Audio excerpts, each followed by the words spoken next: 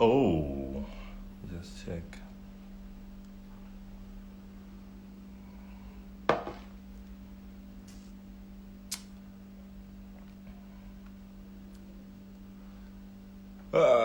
Live and direct. This is really, really, really exciting. All right, so let me see. Let me just wait for the time. Should start at like about 7 o'clock. Let me just wait a bit. Hi, Chicago. I mean, he's in already. Like, this is exciting. Let me just give him a hi. Yeah. So today we're talking music, right? We're talking music with Ralf Gum. Please do share the conversation with your peeps. A lot of people ask me to do it on Facebook, and I'm gonna like post it up on my Facebook as well as on YouTube. So the next one that we're gonna be having, we are gonna have it on Facebook as well as on Instagram. But this is the first conversation that I'm having with Ralf Gum, right? We're going to be talking about a number of things in the conversation, really. I mean, a lot of times, one thing I've noticed is that we tend to consume music from listeners, from producers rather, but we tend to not know them better. And obviously, I thought today, let me introduce you to a man that you've been listening to for a very long time, a man that you've been fanning for. His name is Ralf Gum. I'm really, really, really excited to have him on board. We're going to be talking about so many interesting things, right? We're going to be talking about music. We're going to be talking about an update into what he does on a daily basis, where the music starts. I mean, it goes back to the year 1990. It goes back to those airport events. He's going to be talking about them as well. It goes back to a number of things. I mean, for me personally, the first song that I was introduced to by Ralf Gum was a song titled Complicated. I think it's a remix done by, let me try and remember, by Christos, yes. And at that time, I was basically starting off my radio career at Sony FM. I used to do a house music show. And the cool thing about that time is I think I was 14 years old. So that was me starting off my radio show, just 14 years of age, and I'm doing this radio show called Rockefeller, and I hear this song Complicated. There's a gentleman by the name of Konze. He's actually the stage manager of the competition Idols, and I know he's such a fan for that particular tune. And years down the line, you get to talk to this person that you've been listening to when you were 14 years old. I mean, I'm 25 now, and I'm getting the chance to talk to this man that I was listening to when I was only 14. Really interesting. But enough about me. I've got the man, I think he's in studio. Are you in studio, Ralf? Look like I'm very well. How are you, Given? I'm good, thanks. How are you? Oh, it's all good. Thank you. So you're in studio, busy with something? Yeah. It's the most quiet room in my house, you know. Outside the kids are running around and I wouldn't have peace. So I thought, let me go to the quiet room. Ah, interesting. Now, speaking of it being the quiet place in your home, and obviously from the year 2012, you've been a resident of this country, SA. I mean, why SA? What makes you love this country so much? And I know that you and I have spoke about this a number of times on different. What makes SA stand out for you to decide that, you know what, I'm going to immigrate to SA? A combination of a lot of reasons, you know. I love the country itself, beautiful nature. The weather is much better than in Germany. Obviously, the great house music and dance scene in general played a big role for me. I started making friends on my first tours here when I was invited by DJ Christos in 2008, and it just felt like it's happening here. So I wanted to be here for a while and extended my stays. And at some point, it felt like I'm leaving home. You know, I feel home at here. I feel home. So I decided, no, let me try and stay. And luckily I was allowed to stay here. You know, it's not so easy to just go to another country and get the permission to stay. But luckily I was allowed to stay, and I never looked back. It's really home since 10 years now. You And I know, mentioned my kids running around outside. You know, they were born here. They feel, even they have a German passport because of their parents, they feel South African. all right, so I guess you're loving your stay here. And I will admit, right?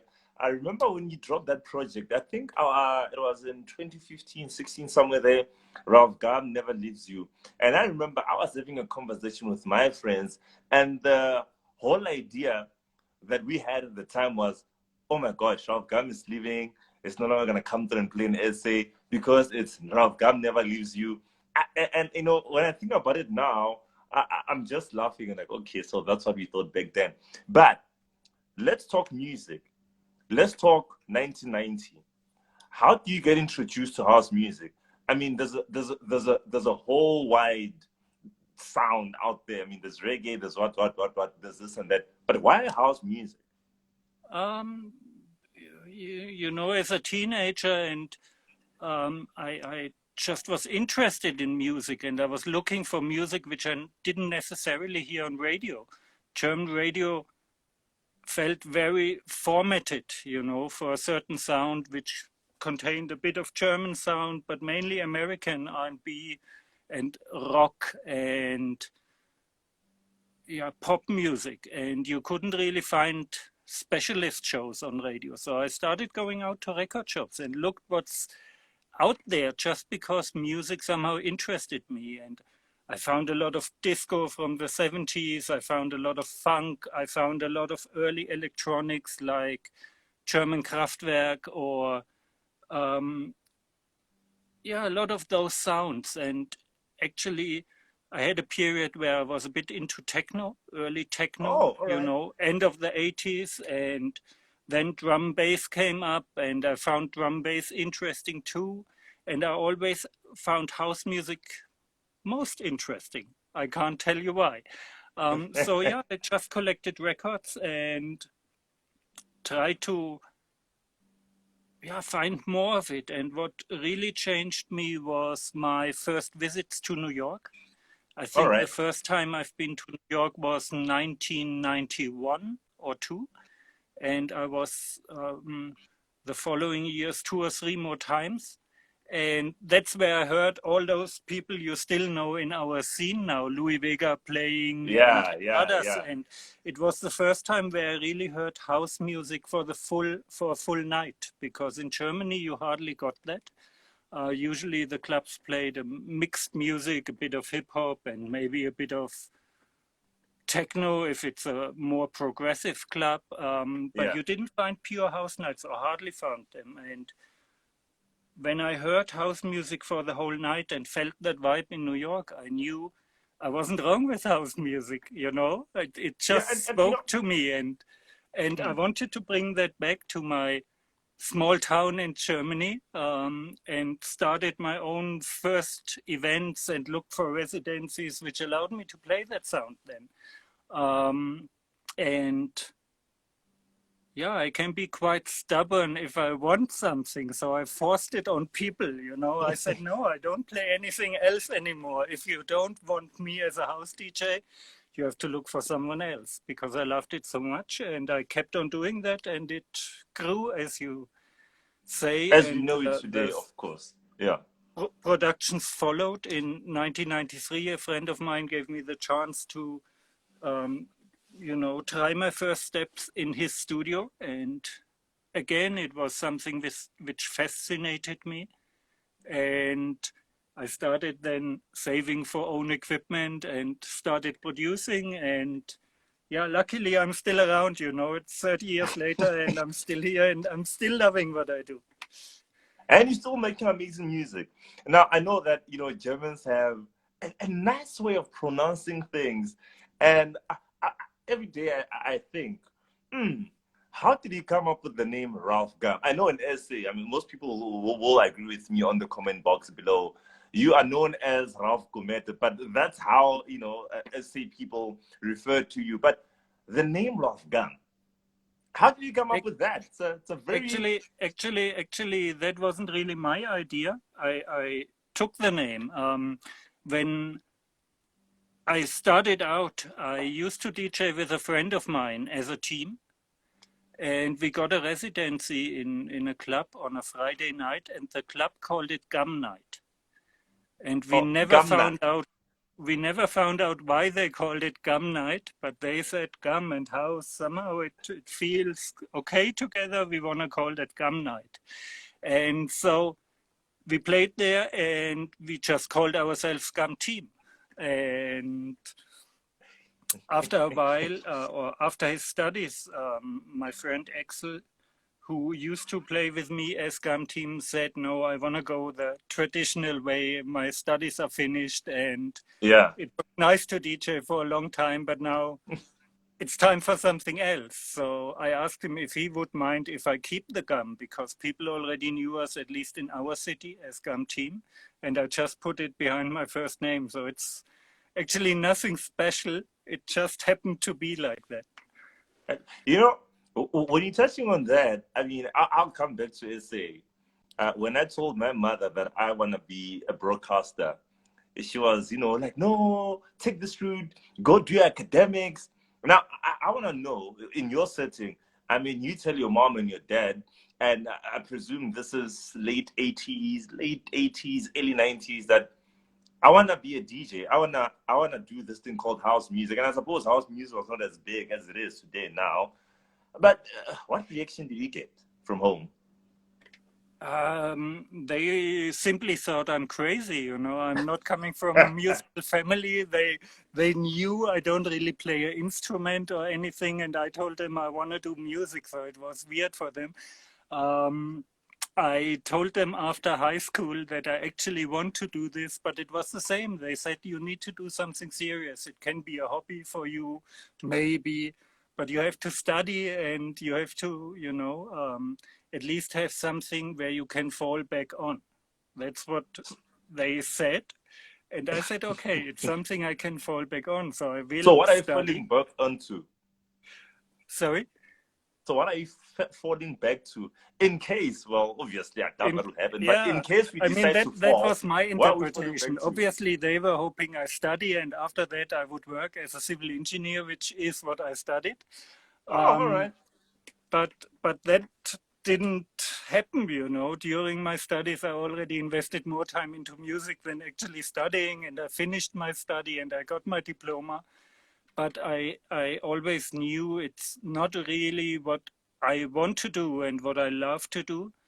And therefore, I really put as much effort as I could into it to prove after studying I'm able to live out of music. And to be honest, I wasn't yet, but still I said, no, I'm almost able to, you know, let me continue. And it was an ongoing fight. And I'm honest with you, my father died last year, so I can't speak about him anymore. But I think my mother still didn't fully understand what her son exactly does and how the industry works and stuff. It's a different world for them, you know.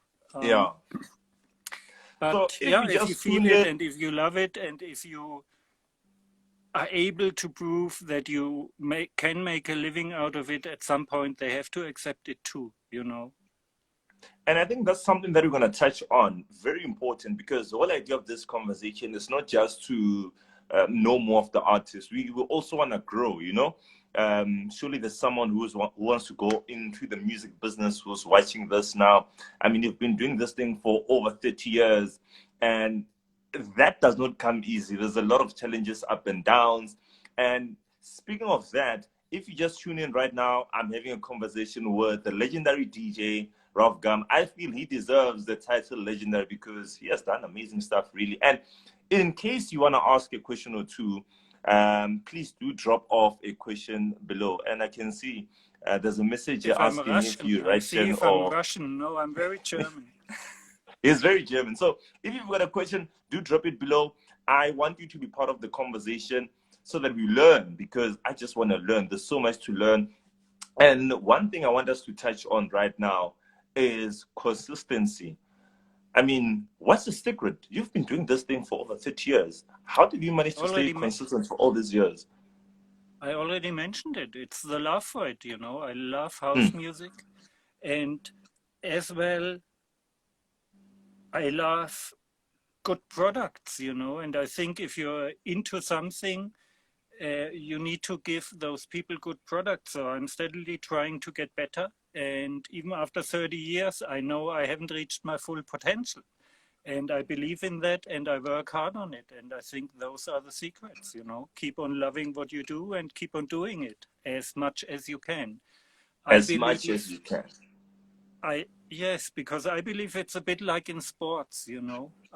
If you really want to play on the top, you will train every day for it. Or in not only in sports, but in many other professions too. If you want to be top, you have to do it all the time. And I try to um, spend as much time as I can in studio. I still have a Mm. family. I still run a small label which doesn't release too much, but still I need to run that label, and I'm still going out and DJing and so forth. So it's I don't have as much time as I wish, and to be honest, lockdown, as hard as it was, it suddenly gave me more time, and I really feel I'm back to my calling because I felt, yes, this is what I really always want to do. And I don't get tired of making music, and I don't have a motivation problem to, you know, get up and switch on the studio. And I can do that every day. And I think that's the Just make secret. Do music. it, just do it, do it, do it, do it until you know, grow your skills. Yeah. Now, you're a soulful guy. Soulful house music is one word or term that we can associate with Ralf Gum. And obviously, music changes on a daily basis. Right now in SA, Amapiano is the wave, and I don't want to call it a wave because it's a South African sound that for me I think will stick for a very long time, and I love the way it's evolving. South African people are very soulful, they're very romantic in their music, and we see this trend going into the Amapiano sound. And one thing I've realized is we've seen a shift in terms of DJing and production going that route. But I mean, I recently had a tune. It was part of my former radio show on Capricorn FM, Ramasedi, and you're still pushing that sound. Um, is there no pressure to have an Amapiano tune there? Like, how do you make it work? I think as long as you're able to do what you love, and it enables you to make a living out of it, or you're satisfied with your income and standard of living, I don't see a reason to change, because why should I start something which I not equally feel as much? I'm not saying Amapiano is bad, and sometimes I like the challenge of just trying a new groove and stuff, but at the end of the day, it's like you say, I'm a soulful house guy, and it's just me, you know, and as long as nothing forces me to change, there's no reason to change for me. So And can we expect an and as Amapiano well, I tune? feel honesty in art is very important. You know, I believe people feel if you're honest what you do. And as long as you don't change yourself, it always will be honest. And yeah, so I keep on doing what I do. So it's just pure soulful art. And I'm a huge fan. I'm a huge fan. Now, do you know a song that made you popular in this country? Do you have any idea which song that may be? According to you. I think I've got a few. I think there were various small steps. I know a lot of people still talk about the 2002 release King Club. Then more people talk about 2008 releases, which is All This Love for You with Diamond Dancer and Kissing Strangers with Yeah. Monique Bingham, which probably was the first bigger breakthrough if we look on radio, because I was invited the first time in 2008 and I heard those songs playing on radio. Um, and after that, probably taken from the next album, Take Me to My Love in 2012, Wow. which was popular. And, you know, I kept on doing so that I could mention more songs. And I'm really grateful that this country responds to my sound, you know. And I also want to touch on collabos. For me, one of the biggest collabo that stands out for me, and it blends and sounds good musically, has to be in the City with the late legend. How did that collab come about? You and Hugh Masekela on a tune. How did that come about? You know, everybody has dreams, and before I moved here, I had obviously not as much knowledge about the scene as I have now, and about all the musicians and vocalists available. But I always knew Hugh Masekela stands out for me because I came across his music, I don't know, long time ago. You know, he was one of the few South African artists where you got the recordings in Germany. And I always loved his trumpet sound. And I always told myself, if I really move to this country, I want to work with that man just because his tone fascinated me so much. And I just tried my luck, you know. I contacted his management because you don't get hold of him directly, or you didn't get hold of him directly at that time. And I said, look, I'm that German guy who dreams of working with Brayu, and I have 2 playbacks, and I think both of them could work for him, but I would be happy if he just listens, you know, and tells me if it can work for him. And if we then maybe can do one of them. And it took a while because he's been touring and a busy man and had a lot of projects going on. But eventually he was listening, and then he gave me a call, and I couldn't believe it. Hugh Masekela is calling me, you know. And he said, I don't know you, but I listen to your music and I love both of them. So let's do both. And I was like, really? Wow. Yeah, you know. So yeah, dream came true. And I think you shouldn't stop dreaming, and if you have such dreams, try to make them happen. Obviously not all the time you want something, it happens. So I've been lucky, and I've been lucky, you know, to still be able to work with him before he unfortunately passed on. And yeah, definitely a highlight in my career. I mean, it is. I mean, it's a fire song. When it dropped, it blew me away. I mean, it was just something. I mean, is it in her hand or is it in your hand? I remember there's In the City and there's In Your Hand. And when I listened In the City, it made so much sense. I was listening to the lyrical content. You were talking about how it's overcrowded and everything that happens in the city. And for me, that's a and that's with a his genius, classic. He managed to bring that message across with just 2 or 3 lines, you know. That's what we call talent. Now, you are no guy. You're not so new in the concept of introducing new musicians, new artists into the mainstream dance music. I mean, you did that with the Soweto Gospel Choir recently. How do you choose your people, if I may call them that, or people to make music with? How do you go on to do that? Usually I work on a playback, and the playback gives me an idea who would be the right fit to sing on it. I don't believe it makes sense to approach someone just with anything, you know. It must be written for that person or composed for that person. And then there are other instances or situations where it's just luck. With the Soweto Gospel Choir, I met them on a flight back from London. We both were gigging in London. I had a club gig. They had a musical engagement which ended. So we've been on the same flight, and we just had a conversation, and we realized there's common ground for our music, a lot of common ground. And then said, let's try, you know. So but usually, yes, I do music, and then it gives me an idea which singer could fit on it, and I just try to make it happen, which often works and sometimes doesn't, you know. You're not always getting a yes from people. Well, in general, I find it interesting to get people who are not already known purely as house singers onto house songs. Because I feel there can be fresh influences from people who come from another genre, and it usually gives a fresh touch to the sound. Interesting how you explain the whole philosophy of going into collabos and making the music. Now, I think we've got a few minutes left, right, of our conversation. And now I want to twist things a little bit around, right? I want to talk quick facts And obviously, I want to take questions. Drop your questions off below, quick. We're taking those quick questions. Now, let's start, all right? I'm sure people are very interested in this. I'm one person who loves getting the facts at the end of the conversation, and we have fun at the start.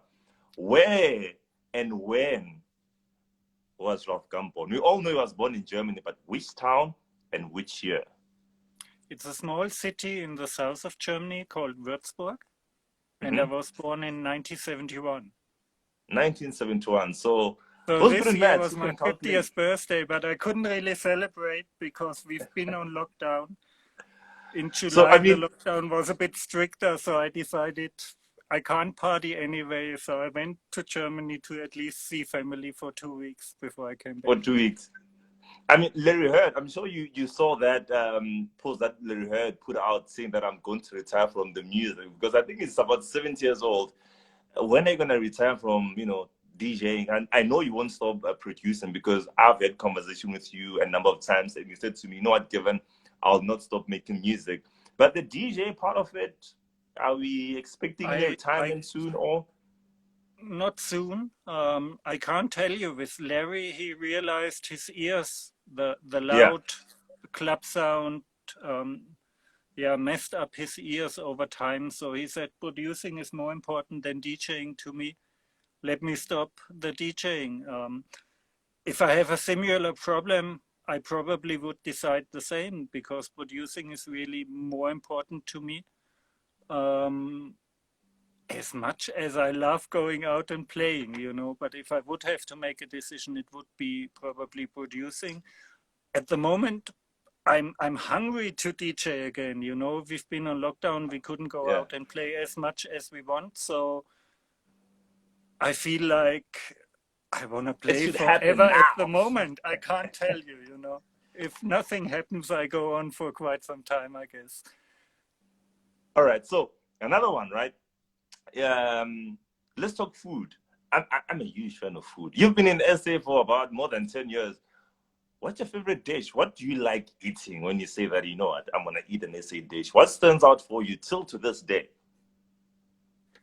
The sound? Or the I food. Didn't get it. Repeat it, please. I'm saying that you've been here for about 10 years, because you moved here in 2012.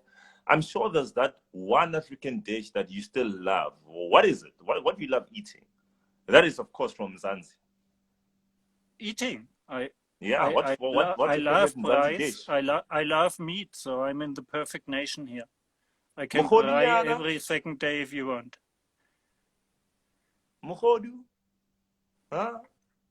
Don't you eat mukhodu, Ralf? I can eat it, but I don't love it, to be honest. Maotwana? And it's Monday, right? We should eat it now. It's Mukhodu Monday. Everywhere. So there's a message here from Temba saying, why haven't you been releasing so frequently under the label Go Music? That's what he's asking. And also, I love to have my own productions on the own label. Go Music is my own label, and it enables me to have full control over everything, and I don't have anyone else telling me what to maybe add or not add in my music. So I love having it on GoGo, but it's just convenient as well for me. I can plan, and so yeah, it's my platform. But now that I did more music in lockdown, there will be releases on other labels again too. I'm working on something for Foliage for next year, and so other labels will have some Ralf Gum stuff in 2022 as well. So not just Go Music. All right, cool. What is your top 5 house music tracks ever? I saw our friend Tato asks that. Deep House News. It's a difficult question, because it as well changes over time, and you have favorites, and you have a big pool of classics you love, and you play a classic for a few times, and then you think, no, it's not top 5 anymore, because you get a bit tired of it, and years later it might return. So I saw a similar question asking about modern day house producers who caught my Yeah, ears, yeah. and I find it easier to maybe name 5 of them than 5 songs. Would be a Chimster, which I like a lot. It's Ed Jazz, which I like a lot. Woo, It's Ed Jazz. Ed it's Jazz. it's still a Louis Vega I like a lot. You know, he Yeah. never stopped being soulful, and it's as well a number of South African producers who do good stuff. You know, I like Da Capo. Um, Chima Music has a new album out, by the way. People check it out. It's a Sounds good good. album. I obviously like Sir LSG's sound. He releases on my label. And there's a number of more people, and there's a million classics I like. I can't tell you 5, I'm sorry. There's just a lot. All right, guys. Young producers or older producers or upcoming producers, let me put it that way. Let me plug you up. This question is for you guys. I'm plugging you up right now, right? Now, here am I. I'm given Mabunda. I'm making some dope ass soulful house music with a vision of deep house, obviously. And I want to be part of Go Music. How do I submit my music to you guys for you guys to listen or maybe consider me in the future? Where can I drop it off and all that? You can go to our website, which is gogo-music.net, and you find a contact page on there. I'm honest, it's not easy to get on GoGo at the moment, because during lockdown I made that decision that I really want to have as much time as possible to produce. And if I produce more, I have less time for the label. So it has to be something really strong that we at the moment would sign it. But try, you know. Now, Ralph, here's the other thing, right?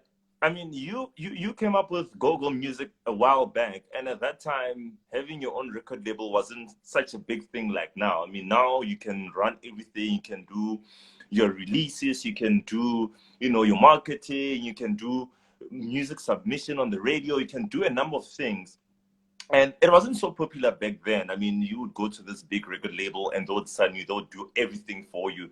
What inspired you to come up with Go Music, and how, basically, what's the story behind Go Music coming to life?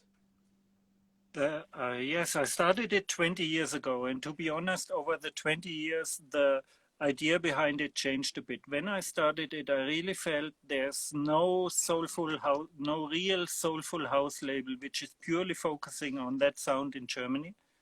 And I wanted to create that platform, not only for me, but as well for other people who have a similar sound and are like-minded. And like you say, it was much harder back then because digital didn't exist. We really were pressing vinyls and were sending them around the world, hoping that people on another continent play that record. And I just felt it was needed at that time in Germany to as well make a statement. Look, this sound is here and we represent this sound. And it was for the love of soulful house music. And it changed a bit because at that time it really was a label signing up much more music. And now we started focusing on our regular artists, like I mentioned, Sir LSG. Yeah. Work a lot with McMahon, who's on the label. And then there's still me releasing on the label. And those are at the moment those 3 pillars, which mainly are on the label. And like I said, I don't mind having more people releasing on the label, but I want to be honest, it as well has to meet the standard. It's not just about throwing out music. I think there's enough music out there, more than any one of us can listen to. you know. Yeah. So there's no use in adding average product to that world anymore in my eyes. So I want to keep the standard very high on the label. And every time a go-go music release drops, no matter who did it, it should, you know, be up to standard and as well stand the test of time. There you go. I'm sure you're getting all the answers. I mean, I'm just learning a lot here. And I'm having so much fun. Now, we're going to be closing it off in a short bit, all right? And I want to know, right? We're going to 2020, still 2021. Yeah. I'm still set in 2020. Going to 2022 in less than 3 months. What can we expect within the coming year? I mean, we're still under the lockdown, although it's kind of flexible right now. We can, you know, go out and we can enjoy music with other people. What are we working towards within the year 2022? What can we expect musically? Lots more music. I started a lot of collaborations. I still will release one single this year and then more singles next year. As well next year, a compilation project I do for Foliage, which will include some new music and some which will be compiled out of different catalogs. And except for this, I don't know yet, you know, to be honest. I don't plan years ahead anymore. I learned that it doesn't help sometimes anyway, you know. You think you do maybe your 30th anniversary as a DJ, you do a big tour and suddenly COVID comes up and There's all COVID, your planning yeah. is gone, you know. And at the same time, I realized, like I mentioned, I feel very lucky that music can create my income, and so I just want to go on doing music. If you want me to mention some collaborations I started, I can do that. Please do. I was about to ask that question. Please do give us a hint. Give us a hint. I'm sure they all want hints. So next single will be soon. I work with Simi. I'm very happy about that song, and I'm very happy that Simi now has a soulful house song she sang, a deep soulful house thing, and she sang it excellent. And then for next year, I started a single collaboration with Tortured Soul.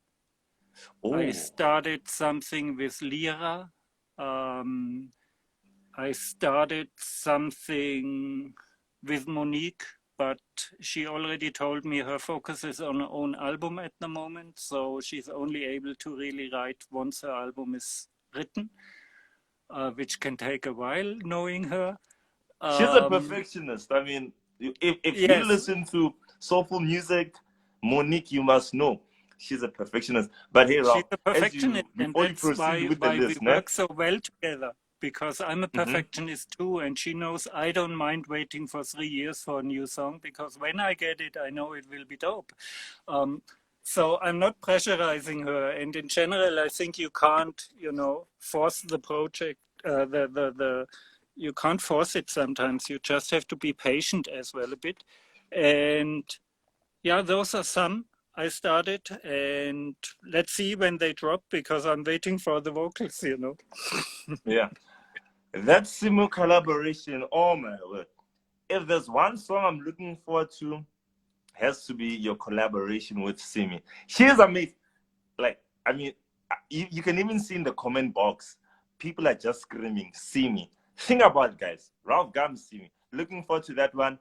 And obviously, you know, Ralf, as we wrap it up, I just want to say thank you very much for the conversation. It was really nice touching base with you after a very long time. I mean, you and I usually talk on the radio, but now at least we're doing it visually thanks to technology. Yes. And you know, the nice thing about Instagram is now we see each other when we talk each other, and not like usually on the phone. Most times on Capricorn and Swan FM, where you had your shows, we've been on the phone, so we didn't see the smiles and the mood. So yeah, thank you for the invitation, and I hope you get a radio gig soon again, brother. Yeah, I'll definitely get a radio gig soon. And one thing I will put out, right, and I want people to know about this, is when I first had my interview with you, I was on Sony FM. I was 16 years old at the time, and I don't know where I got your numbers, but I called, and my heart was just pumping. And I'm like, can I please have an interview? And it was like, sure, Kevin, let's do this. And I think also being humble plays a major role in one growing into what you've grown to today. I mean, like I said, you're a legend, and I'm sure people will have different memories of you. But if you were to decide what people should think of you when you're no longer with us, how would you want each one of us to remember you? Bye. You know, I believe in my case the music should do the talking. So if they remember my music, I'm happy. Um, I'm not giving away too much private stuff and so forth of my life anyway. So it's the music which should be remembered. And if that's the case, yeah, my job is done. That's it. Thank you very much for everybody that tuned in. We've got the man there. You can wait for us, Ralf Gum. If you want to take some screenshots, please do. Take them now before he leaves out. But anyways, Ralf, thank you very much. Best of luck with the future. We're looking forward to that collaboration with Monique Bingham as well as Simi. I know it's gonna sound amazing. You've proven yourself over and over again. And thank you also for sharing a few things about the music business. And we'll definitely take it to heart. And those that are looking into releasing music or going to the music business, I'm sure they've learned. And yeah, I mean, I'm a radio guy. I don't stop talking, so I'll just cut it here. Thank you. Let's call it a night. Thanks. We're ending it off Sure. here. And if you want to catch the conversation again, you want to check it out, you can go on YouTube. I'll post it up on YouTube. You can watch it over and over and over again. Those are the good things of having technology on your side, right? And we're going to have another conversation. I'll tell you who I'll be talking to. But I don't want to lie, guys. I feel like crying right now. This was one of the best conversations I've had in a very long time. And trust me, there's some people that you have to call and talk, like you have to call this person and that person. I just, made a call, say, can you please have this conversation about a month ago? And I was told that let's wait until this particular month that it will happen. And here it is. It's happening. Thank you very much, Ralf. Really, really appreciate it. Well, thank you, Given.